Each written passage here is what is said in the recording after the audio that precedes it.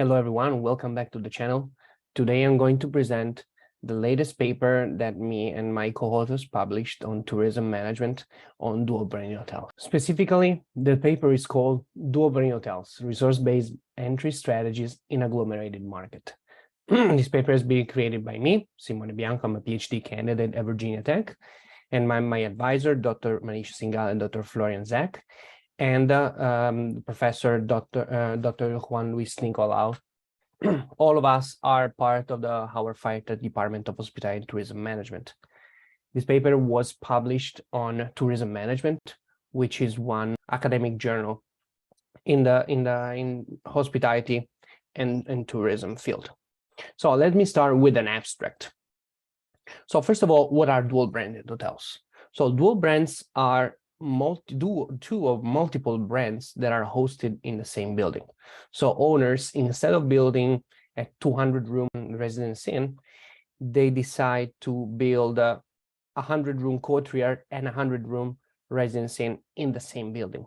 This allows them to save some costs, both in the construction time and in operation time, but most of all, allows them to enter the market with two brands simultaneously. So the question comes, so how should dual brand hotels enter the market based on incumbent competition? So based on previous theory, we know how single hotels should enter. According to the resource-based view, hotels and firms in general should have better resources compared to the rest of the competition, here showed with a line. Agglomeration theory, on the other hand, says the opposite. It says that hotels should enter the market with a lower level compared to competitors, because that would allow them to gain from agglomeration benefits. On the other hand, localized competition, which is the kind of the opposite of agglomeration, shows that hotels should enter the market by differentiated compared to competitors. Doesn't matter higher or lower differentiation, but they should play a differentiation strategy in order to not create too much competition or to not enter the existing competition which is already going on, but try to differentiate from everyone else. So what we did in this paper, we came up with different strategies, eight strategies, based on how dual brand should position themselves based on the market mode. The market mode would be the most represented class within the market. So within same class strategies, which are hotels that enter the market with two brands at the same class, strategies that allow them to have both of the hotel above the market mode would be the best strategies. On the other hand, different class strategies, so where we have a hotel of a higher class and a hotel of a lower class in the composition, the strategy of entering with one above and one below the market mode would be the best. The best overall will still be this one, as hotel would be able to gain agglomeration advantages with the lower hotel, having better resources compared to competitors with a higher level hotel, while simultaneously differentiating from the market with both. So these are the results, and now I'm going to show you pics of the paper. First of all, an overview. What are we going to look for? What are we going to do? First of all, an overview. What are we going to show you in this presentation? We will have an introduction about dual brand hotels, the literature review, so what do we base our consideration, our hypothesis on, the methodologies we used, what we found are our results, and the contribution that this paper made. So starting with the reason for the study. So dual brand hotels are gaining momentum in the hospitality industry. In the industry, everyone are talking about it. I spoke with some high-level executives, and they all told me that in the case dual brand hotels were a brand for themselves, dual brand hotels would be among the most represented brands in the pipeline. So the industry is increasingly investing in dual brand hotels. However, research is almost non-existent. There are less than 10 papers looking at dual-brand hotels at the time of this publication. Most of the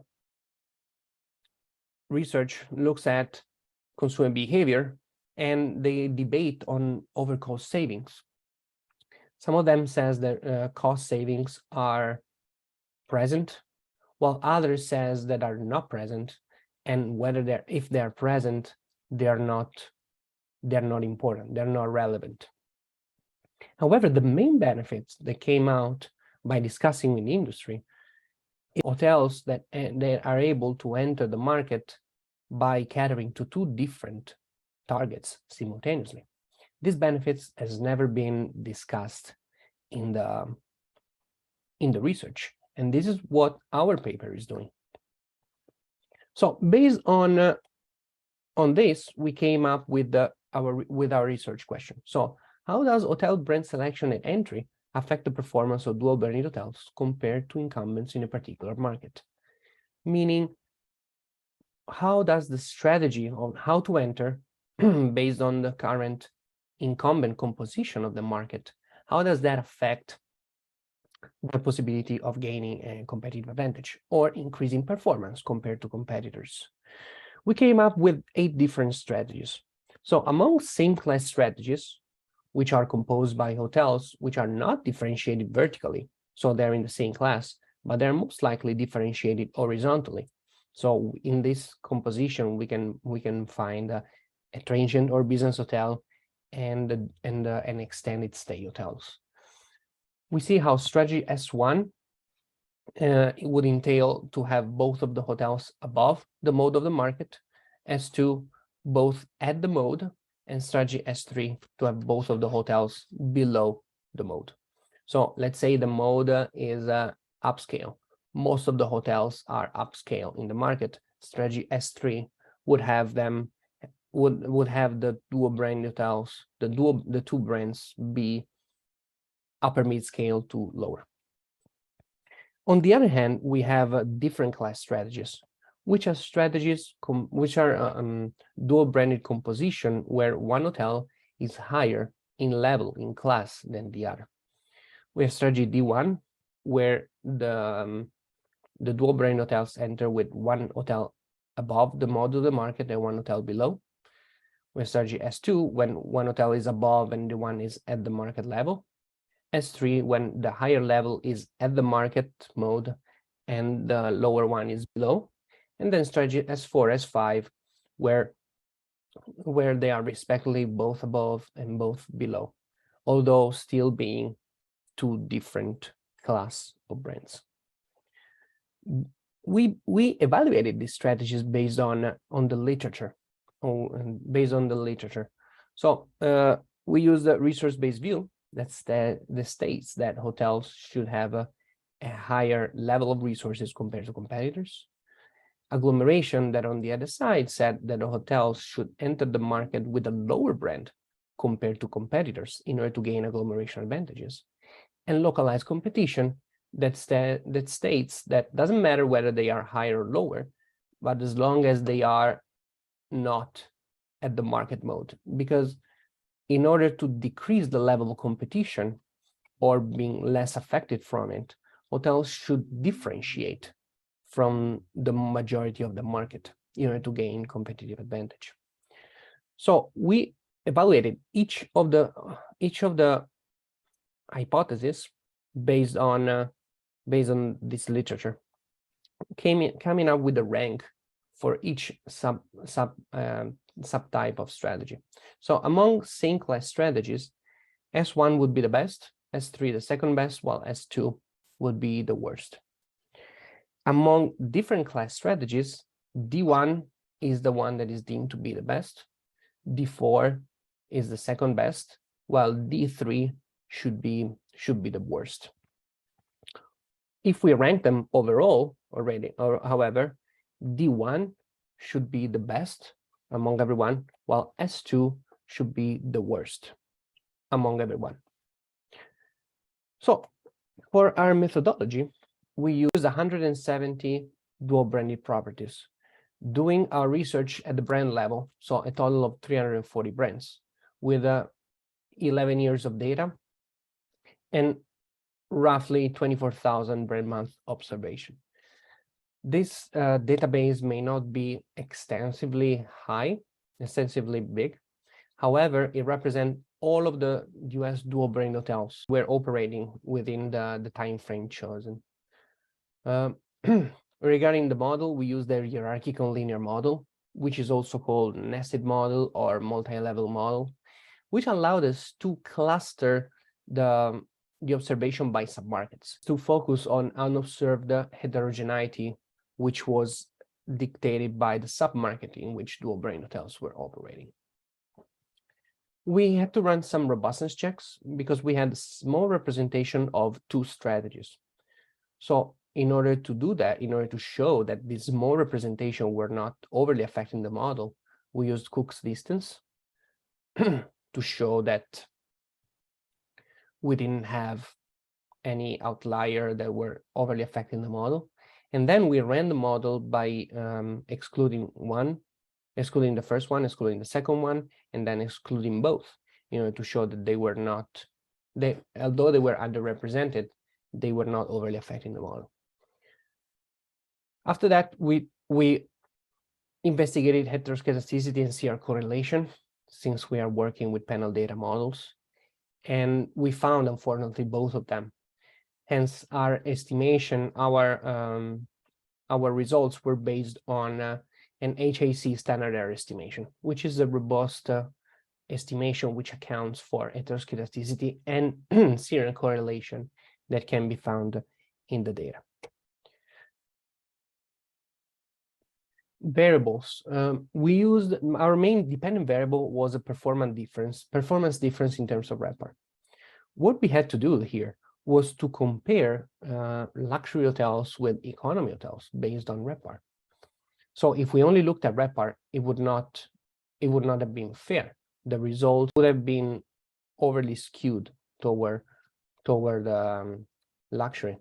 So what we did here was to compare monthly performance in terms of RevPAR of each brand with the average performance of similar brands in the market. So how each economy perform compared to the average economy RevPAR of that month in the submarket. So that we were able to see how each brand in the dual brand composition were performing compared to the rest of their market or their reference market, and then based on that compare brands of different class. Our IV is entry strategies, the ones that we showed before, and then we control for size, operation, and class. So for types of hotels, for the composition of the competition in the market, and we also control for the market in which they are and for the month. So the results. Among same class strategies, all of our hypotheses were supported. So indeed, S1 is the best, while S2 is the worst within this category. Within different class strategies, however, we found only partial support, because indeed this D1 is the best strategy, while D4 is the second best. However, D3 is the third best, followed by D2 and D5. So in this case, D5 is the worst in the composition. Overall, we found support for our hypothesis that states that D1 was the best strategies. Indeed, dual brand hotels, by entering the market with these strategies, are able to gain agglomeration advantages with a lower hotel, having better resources with a higher hotel, and being differentiated from both, with both. On the other hand, strategy S2 was deemed the worst because it didn't have any of the above benefits. However, we found D5 to be the worst overall. This led us to think that there needs to be more research on how dual brand hotels receive disseminate agglomeration benefits within the composition.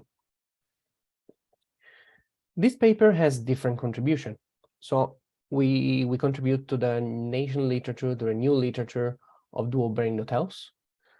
We contribute to the resource-based view literature by showing how owners, by entering the market with the dual brand, are able to gain an advantage in terms of resource appropriation and exploitation, so circumventing the theoretical gap of not having rare or inimitable resources.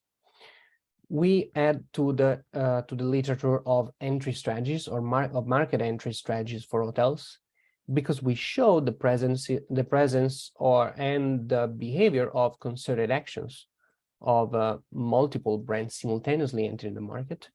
And then we have important practical implication, because this paper shows exactly how each brand, each dual brand should enter the market in order to gain agglomeration advantages. Thank you. That was all. Please comment down below if you have any question. I'll also post the link to the paper in case you wanted to read, and all of our email if you want to reach out. Thank you very much for listening, and have a great day.